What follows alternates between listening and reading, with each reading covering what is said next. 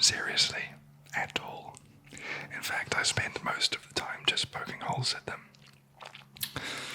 I mean, if you are looking for a channel to have your infant child read off nice and softly to sleep, I would maybe think twice about this one. Simply because the grim fairy tales are twisty and dark and gritty and grim, as you would expect. I mean, in Rapunzel, I think we had someone fell down a tower and have his eyes impaled by thorns at the bottom. And in Rumpelstiltskin, a man literally tears himself in two.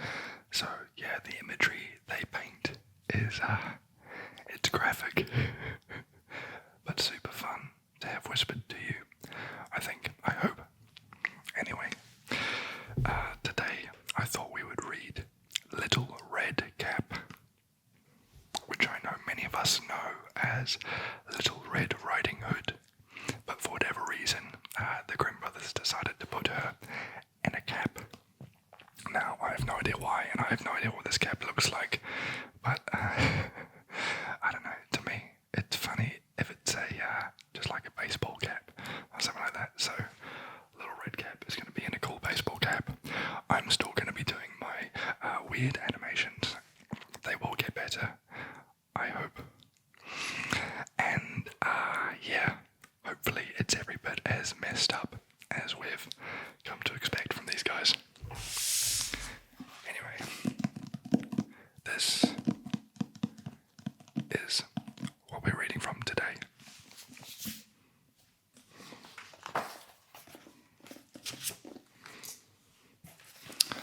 So, without further ado, Little Red Cap by the Brothers Grimm. Once upon a time, there was a dear little girl who was loved by everyone who looked at her, but most of all by her grandmother. And there was nothing that she would not have given to the child. Once, she gave her a little cap of red velvet, which suited her so well that she would never wear anything else. So, she was always called Little Red Cap. One day, her mother said to her, "Come, Little Red Cap, here is a piece of cake and a bottle of wine. Take them to your grandmother. She is ill and weak, and they will do her good." I wish people brought me wine and cake when I was sick. Set out before it gets hot, and when you are going, walk nicely and quietly, and do not run off the path. Lesson. Or you may fall and break the bottle. How will grandmother get drunk? Walk nicely and quietly, and do not run off the path.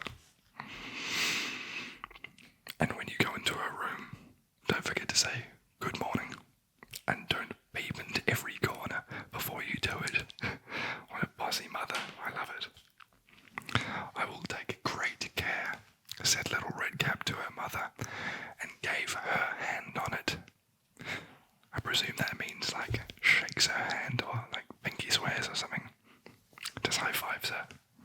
Nice one, Mum. The grandmother lived out in the wood, half a league from the village, and just as Little Red Cap entered the wood, a wolf met her. Red Cap did not know what a wicked creature he was, and was not at all afraid of him. I mean, he's a wolf. Before this story, were we not afraid of wolves? Anyway. Good day, Little Red Cap, said he. Well, he's quite polite, to be fair. Thank you kindly, wolf. Whither away so early, Red Cap? To my grandmother's. What have you got in your apron? Cake and wine. Yesterday was baking day, so poor sick grandmother is to have something good to make her stronger. Where does your grandmother live, Little Red Cap? Also, how does the wolf know that she's called Little Red Cap? A good quarter of a league farther on in the wood, her house stands under the 3 large oak trees. The nut trees are just below. You surely must know it, replied Little Red Cap. The wolf thought to himself, what a tender young creature. What a nice plump mouthful. She will be better to eat than the old woman. I must act craftily so as to catch both. So he walked for a short time by the side of Little Red Cap, and then he said, See, Little Red Cap, how pretty the flowers are about here. Why do you not look round? I believe too that you do not hear how sweetly the little birds are singing. You walk gravely along as if you were going to school, while everything else out here in the wood is merry. Typical predator behavior. Little Red Cap raised her eyes, and when she saw the sunbeams dancing here and there through the trees, and pretty flowers growing everywhere, she thought, suppose I take the grandmother a fresh nosegay. I think nosegay is like a bouquet of flowers.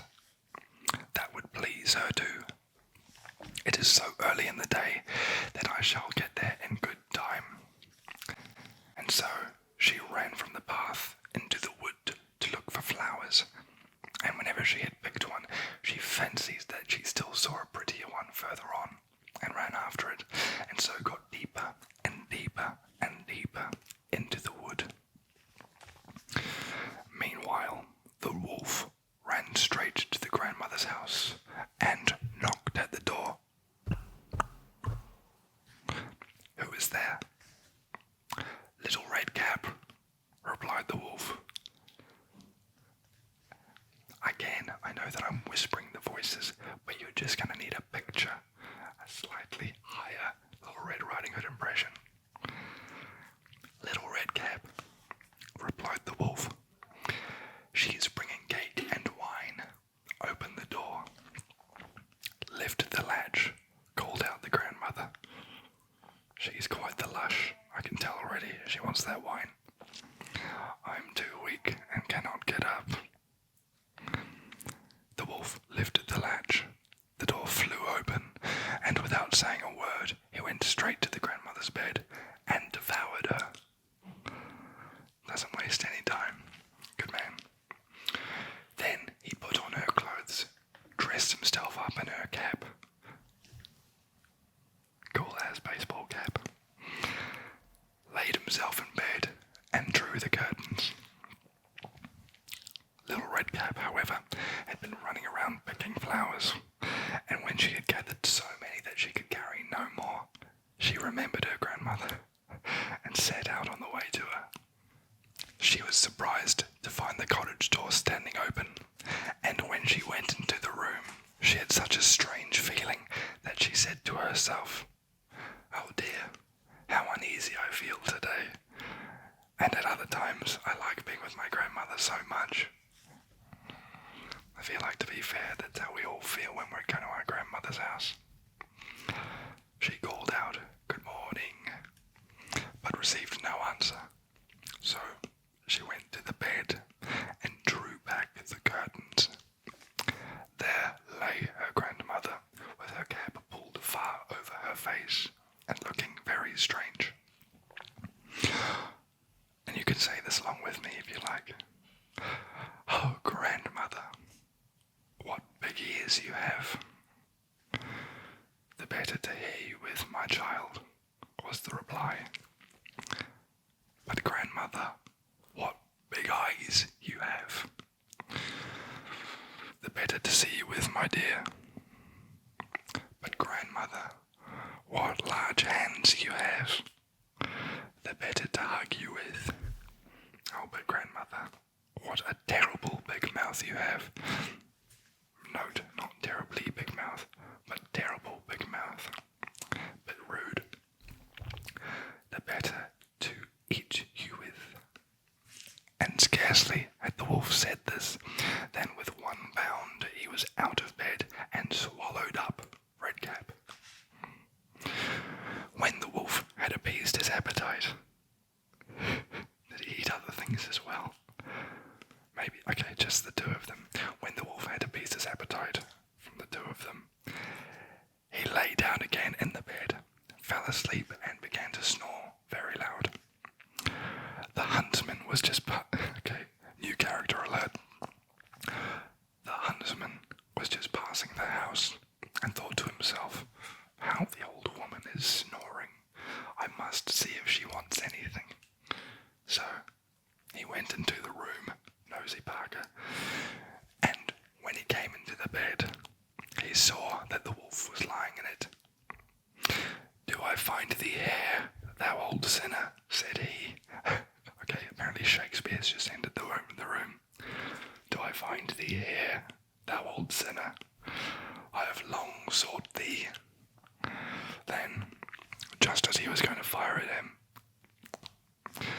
it occurred to him that the wolf might have devoured the grandmother, and that she might still be saved.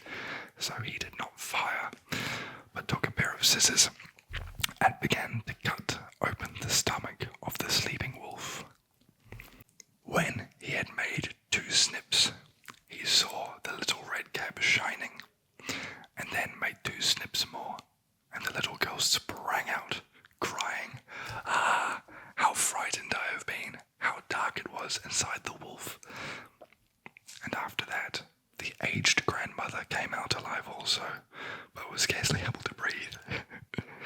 She's had little Redcap just sitting on her. Redcap, however, quickly fetched great stones with which they filled the wolf's body, and when he awoke, he wanted to run away, but the stones were so heavy that he fell down at once and fell dead. What a way to go. Then all 3 were delighted. Psychopaths. The huntsman drew off the wolf's skin and went home with it. The grandmother ate the cake and drank the wine which Redcap had brought. Just like Nick said, yes. Go, grandmother. But Redcap thought to herself, as long as I live, I will never by myself leave the path to run into the wood when my mother has forbidden me to do so. Which feels like the end of the story, but there's a whole nother paragraph. It is also related that once when Redcap was again taking cakes to the old grandmother, another wolf spoke to her and once again tried to entice her from the path. Redcap, however, was on her guard and went straight forward on her way and told the grandmother that she had met the wolf, that he had said good morning to her, but with such a wicked look in his eyes that if they had not been on the public road, she was certain he would have eaten her up. Well, said the grandmother, we will shut the door that he may not come in. Soon afterwards, the wolf knocked and cried, "Open the door, grandmother. I'm little Redcap, and I'm fetching you some cakes." How did the wolf know that that's what was said by the other wolf last time? Suspicious. But they did not speak or open the door, so the greybeard stole twice or thrice around the house and at last jumped on the roof, intending to wait until little Redcap went home in the evening and then to steal after her and devour her in the darkness. But the grandmother saw what was in his thoughts, because she's a secret wizard. In front of the house was a great stone trough, so she said to the child, "Take the pail, Redcap. I made some sausages yesterday, so carry the water in which I boiled them to the trough. Do your dishes, Grandma,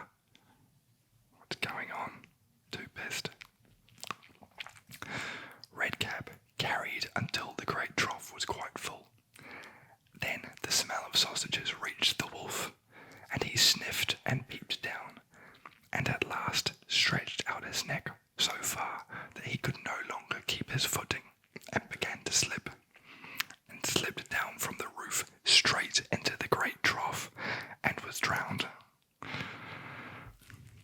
But Redcap went joyously home, and never did anything to harm anyone. I mean, apart from fill a wolf's stomach with actual stones until he died. Like, that's quite murderous behaviour, really. Yeah, like, she's a cold-blooded murderer. Like, that is like Saw, the movie Saw, level of messed up.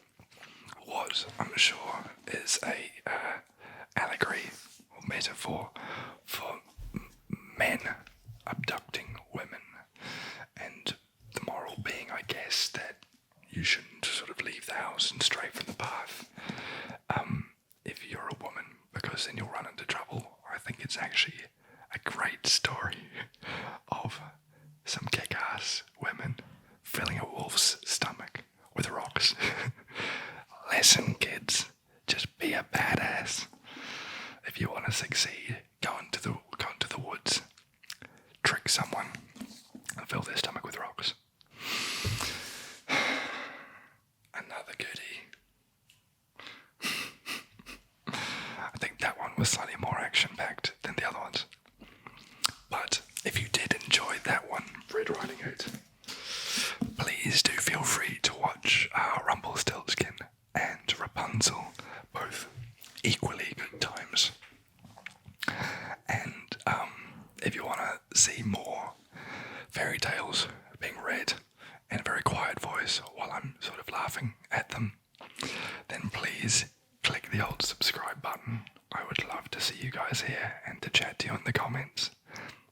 And if you want me to read something specific, then do please let me know. Yeah. See you next time.